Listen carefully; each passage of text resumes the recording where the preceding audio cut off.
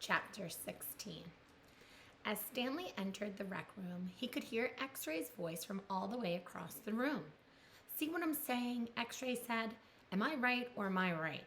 The other bodies in the room were little more than bags of flesh and bones, dumped across broken chairs and couches. X-Ray was full of life, laughing and waving his arms around as he talked. "Yo, caveman, my man," he called out. Stanley made his way across the room. "Hey, slide on over, Squid," said X-Ray. "Make room for caveman." Stanley crashed on the couch.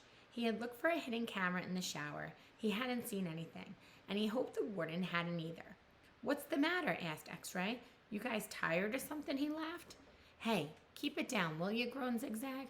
"I'm trying to watch TV." Stanley glanced uncertainly at Zigzag, who was staring very intently at the busted television screen.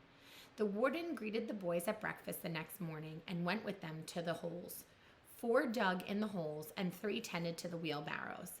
"Glad you're here, X-Ray," she said to him. "We need your sharp eye." Stanley spent more time pushing the wheelbarrow than digging because he was such a slow digger. He carted away the excess dirt and dumped it into the previously dug holes. He was careful not to dump any of it in the hole where the gold tube was actually found. He could still see the tube in his mind. It seemed so familiar, but he just couldn't place it. He thought that it might have been the lid to a fancy gold pen.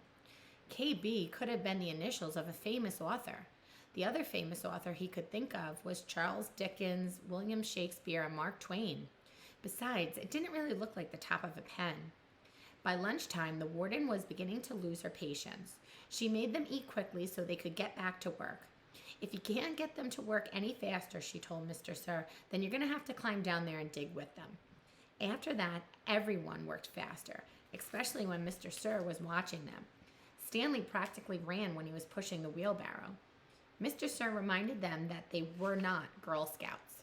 They didn't quit digging till after every other group had finished. Later, as Stanley sat sprawled across an understuffed chair, he tried to think of a way to tell the warden where the tube was really found without getting himself or X-Ray in trouble. It didn't seem possible. He even thought about sneaking out at night and digging in that hole by himself, but the last thing he wanted to do after digging all day was to dig at night. Besides, the shovels were locked up at night, presumably so they couldn't be used as weapons. Mr. Podensky entered the rec room. "Stanley," he called as he made his way to him. "His name's Caveman," said X-Ray. "Stanley," said Mr. Podensky. "My name's Caveman," said Stanley.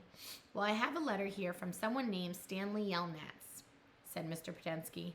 He turned over an envelope in his hands. "It doesn't say Caveman anywhere." Thanks," Stanley said, taking it. "It's from his mother." "Who's it from?" Squid asked. "Your mother?" Stanley put it in the big pocket of his pants. "Aren't you going to read it to us?" asked Armpit. "Give him some space," said X-Ray. "If K-Man doesn't want to read it to us, he doesn't have to. It's probably from his girlfriend." Stanley smiled. He read it later, after the other boys had gone to dinner. "Dear Stanley, it was wonderful to hear from you. Your letter made me feel like one of the other mothers who can afford to send their kids to summer camp. I know it's not the same, but I'm very proud of you for trying to make the best of a bad situation. Who knows, maybe something good will come of this. Your father thinks he is real close to a breakthrough on his sneaker project.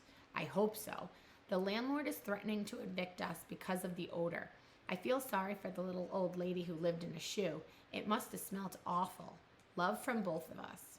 "What's so funny?" Zero asked. It startled him. He thought Zero had gone to dinner with the others. "Nothing, just something my mom wrote." "What'd she say?" Zero asked. "Nothing." "Oh, sorry," said Zero. "Well, see, my dad is trying to invent a way to recycle old sneakers, so the apartment kind of smells bad because he's always cooking with old sneakers. So anyway, in the letter, my mom said she felt sorry for the old lady who lived in the shoe, because it must have smelt bad in there." Zero stared blankly at him. "The nursery rhyme?" Zero said nothing. "You've heard of the nursery rhyme about the little old lady who lives in the shoe?" "No." Stanley was amazed. "How does it go?" asked Zero. "Didn't you ever watch Sesame Street?" Stanley asked. Zero stared blankly.